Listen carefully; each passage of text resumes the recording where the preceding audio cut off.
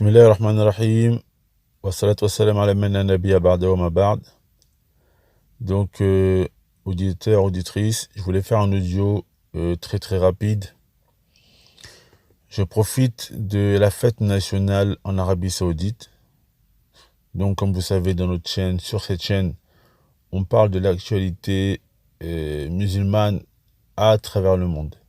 Et là, il y a eu donc, c'était aujourd'hui ou hier, la fête nationale en Arabie Saoudite. Et sur les réseaux sociaux, j'ai vu beaucoup de gens qui ont partagé les événements qui se passent en Arabie Saoudite pendant cette fête nationale, etc. etc.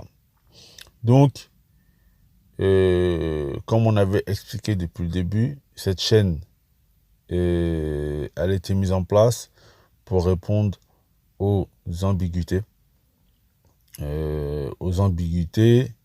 religieuses.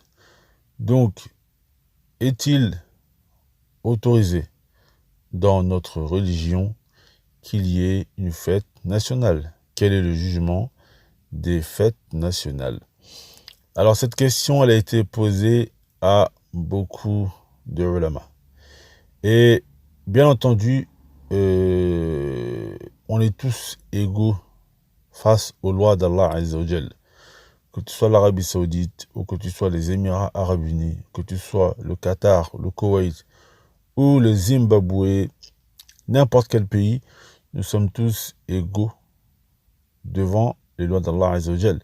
Et il n'y a d'exception pour personne en ce qui concerne les lois d'Allah Tabaraka wa Ta'ala.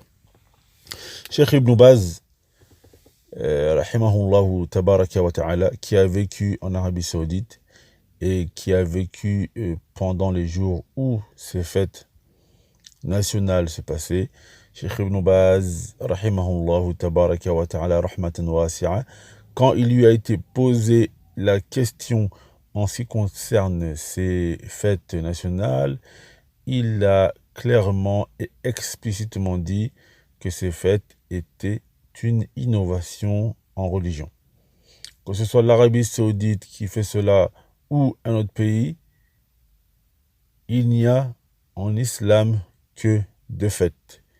Il y a l'Eid al-Adha, c'est-à-dire l'Eid, d'accord, al-Adha, la fête du mouton, et l'Eid al-Fitr, à la fin du Ramadan.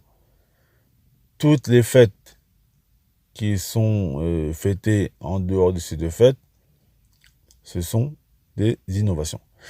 Et le plus triste dans cela, c'est que certaines personnes qui se prétendent être des gens de science, ils utilisent cette fête pour nous parler de l'amour de la patrie. Subhanallah. Au lieu de mettre les gens en garde contre ces fêtes qui sont des fêtes des innovations, le prophète sallallahu alayhi wa sallam aimait la Mecque plus que quiconque d'entre nous, mais malgré ça, il ne fêtait pas cette fête. Et les Sahaba aimaient la Mecque et ils aimaient Médine plus que quiconque d'entre nous, mais malgré cela, ils n'ont jamais fait cette innovation. Et si c'était un bien de le faire pour l'amour de la patrie, ils auraient été les premiers à le faire. Donc, ces gens qui viennent et qui nous disent oui, aujourd'hui c'était la fête nationale en Arabie Saoudite, et par rapport à cette fête nationale, il y a eu tel discours de tel cheikh qui a parlé de l'amour de la patrie. Subhanallah, nous disons Subhanallah wa bihamdi, Subhanallah al-azim. Au lieu de mettre les gens en garde contre ces choses, car comme Cheikh Ibn Uthaymeen nous dit dans une fatwa, il dit il faut motiver les jeunes à l'amour de la religion plutôt que de les motiver à l'amour de la patrie. Car Allah Tabaraka wa Ta'ala, il nous a créés pour son adoration et pas pour l'amour de la patrie, ou etc., etc. Et ça, c'est une fatwa de Cheikh Ibn Uthaymeen.